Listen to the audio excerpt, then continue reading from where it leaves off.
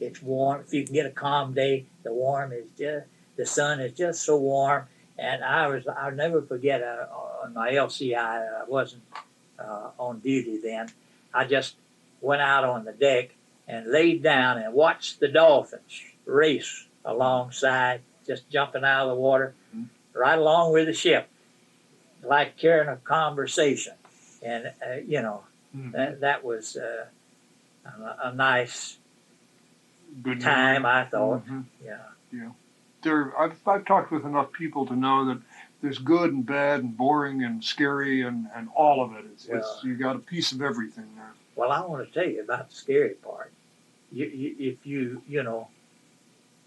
looking after your safety, are they wearing hats now again? So, about 2 weeks, I was introduced to Wilma, who's to be my wife later, and it was the girl up there arranging those flyers. So I'm still married to Wilma, raised 4 children, 3 of them girls, and my youngest is a boy, and 2 of them went to the University of Tennessee.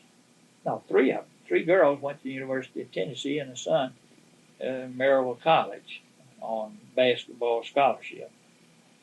So I'm in Bunker Hill Naval Air Station, and this is 1940, or maybe about 45, and so I married September 31st of 45, and I no sooner married, and they sent me to Glenview Naval Air Station in north of Chicago, and my wife and we set up housekeeping in Kokomo, and she's teaching school, and then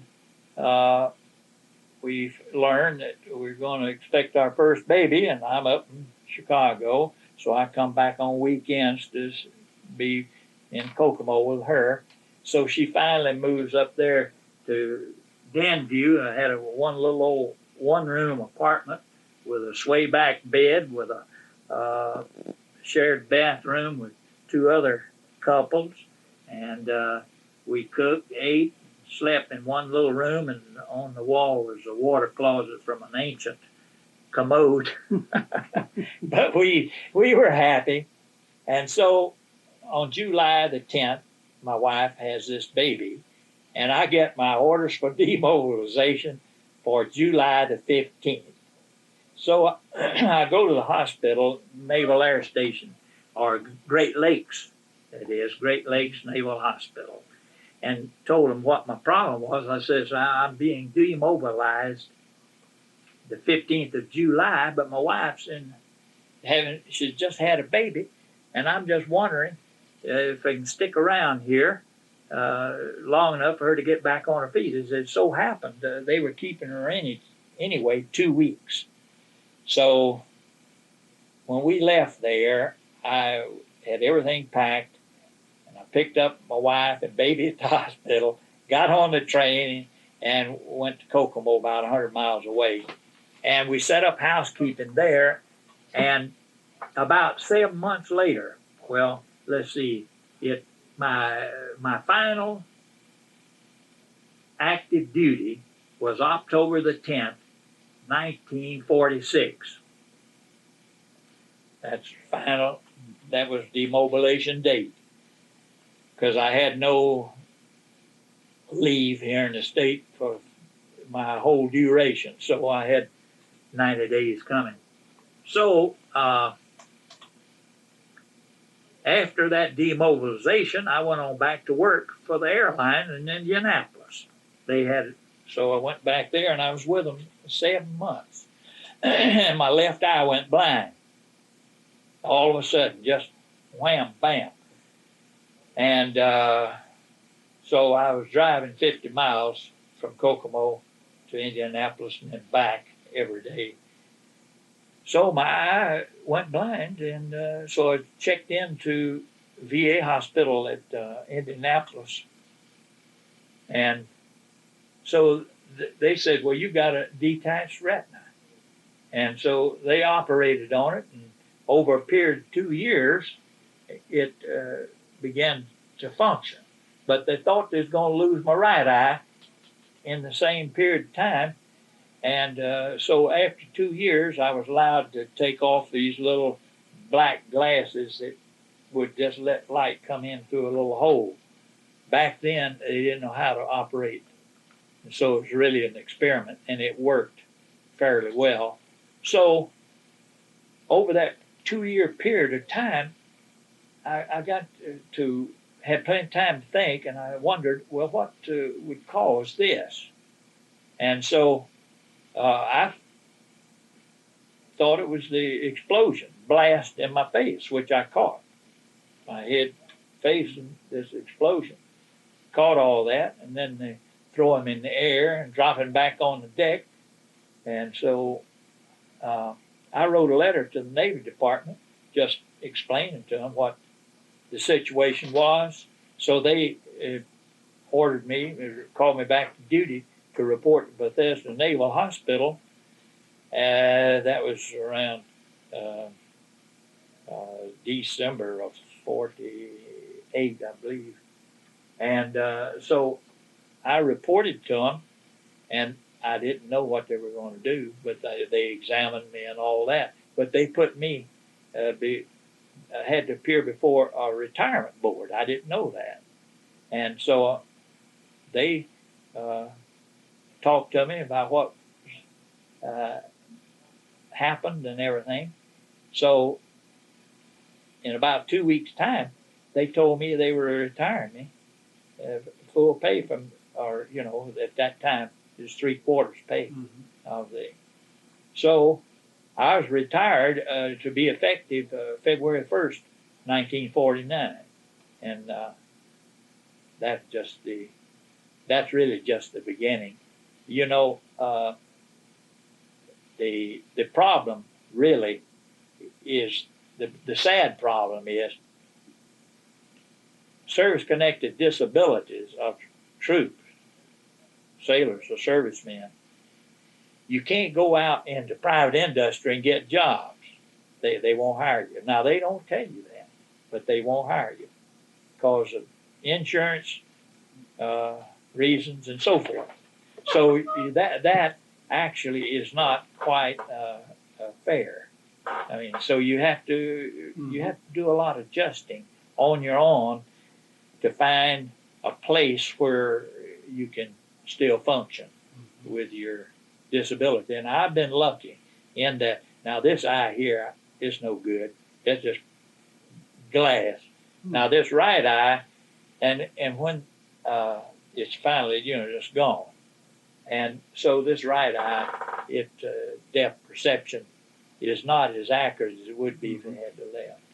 So, well, I've got no complaints, but I do have the two things in my mind they ought to correct. I think they have corrected some. Now that it keeps coming back to my mind. Now here's this sailor, volunteered, jumped overboard, saved this man's life, and is nothing out of the ordinary, justifying some award.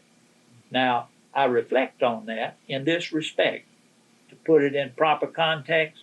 At Salerno, I was a sailor on my ship. I had a 24-hour watch.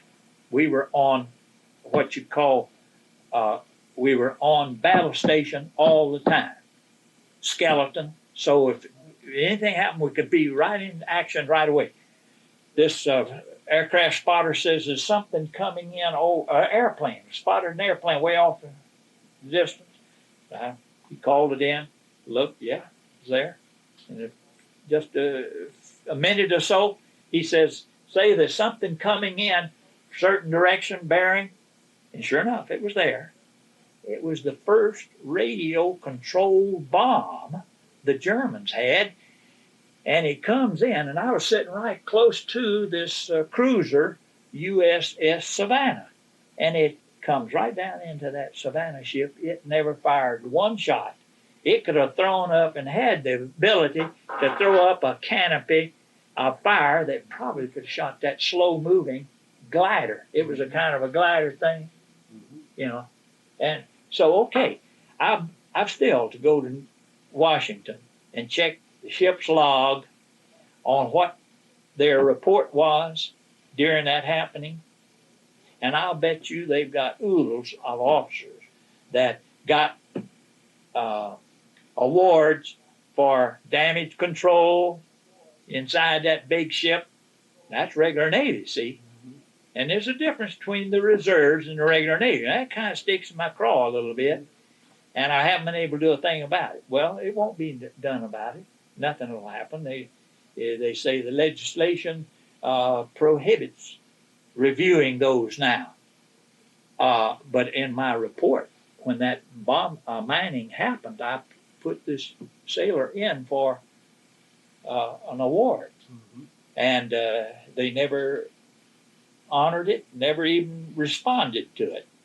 And so I almost come to the conclusion that the regular Navy has one set of values and the reserves is another.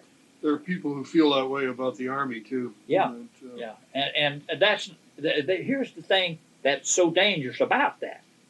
If it's really not true, but the perception is there, it might as well be true, because the regular Army, the regular Navy, under our system of government, and that's what I like, will never have full defense without the reserve. The reserves do the work. These other guys do the planning. But they should smooth, and I think they have some, because here's what brought it to mind. I was talking to some colonels, and they says this colonel said that he was decorated because he saved a man's life. And I says, here's this boy from Georgia. He saved that man's life and wasn't even ordered to do it. He did it on his own. So I kind of, I'd like to see our, armed services, which they have a better opportunity now because they got the National Guard works more closely. Yeah. And I think they've corrected some of that, but they ought to go back and pick up this guy, because he has no record. Now, I've got the letters, see, but I don't know where he is. I can't locate him. He's from Georgia.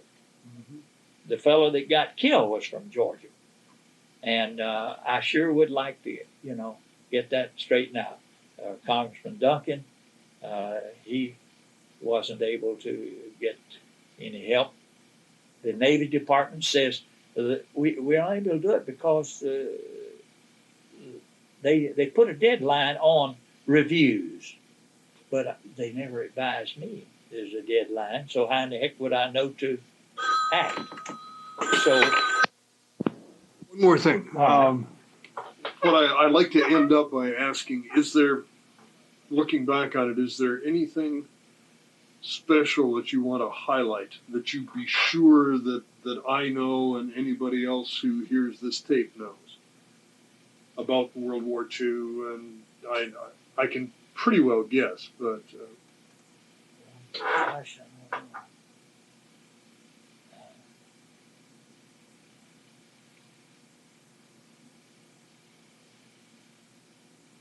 Well,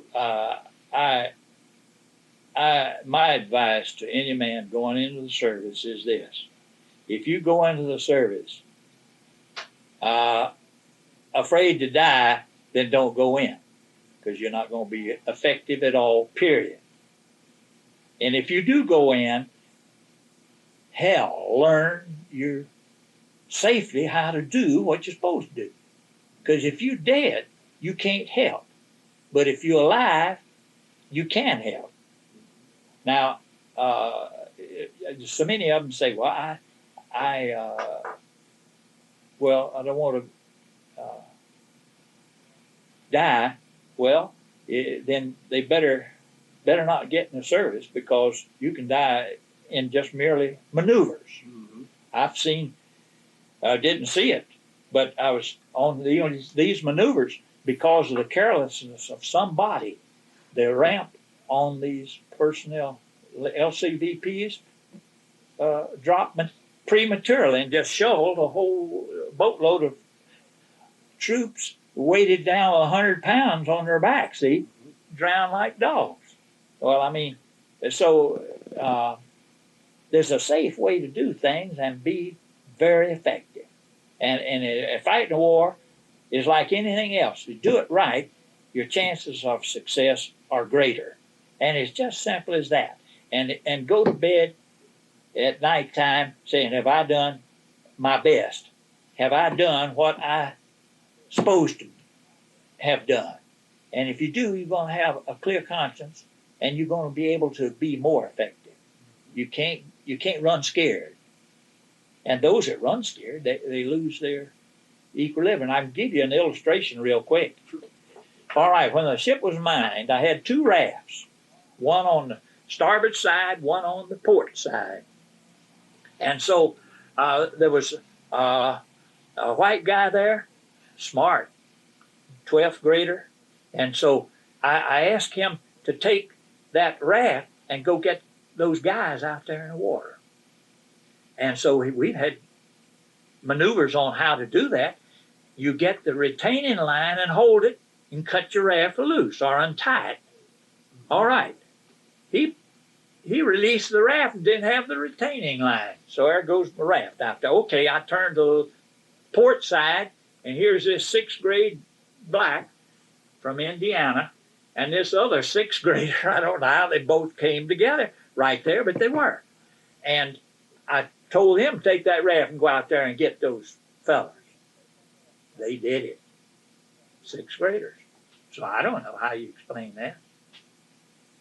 Education isn't all of it. No, it isn't. I don't know how to explain it. But I came out of it this way. I says, well, by gosh, you've just got to give a fellow a chance to prove himself.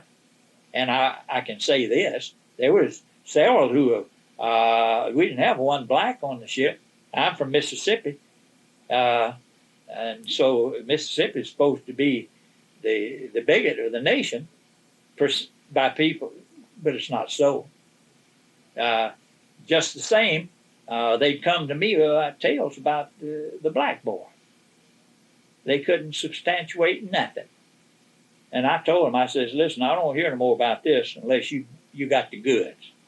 I don't want to hear no more about it. I says, he's doing his job. Are you doing your job?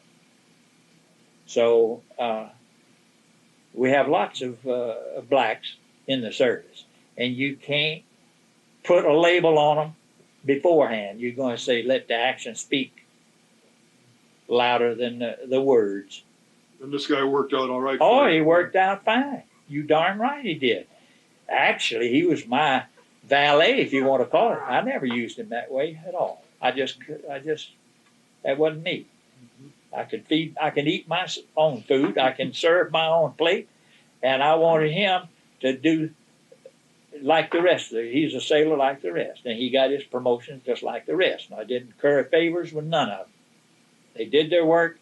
By gosh, they got their rewards, except in that mining. Now, the executive officer and this sailor that saved the other fellow, no decorations whatsoever.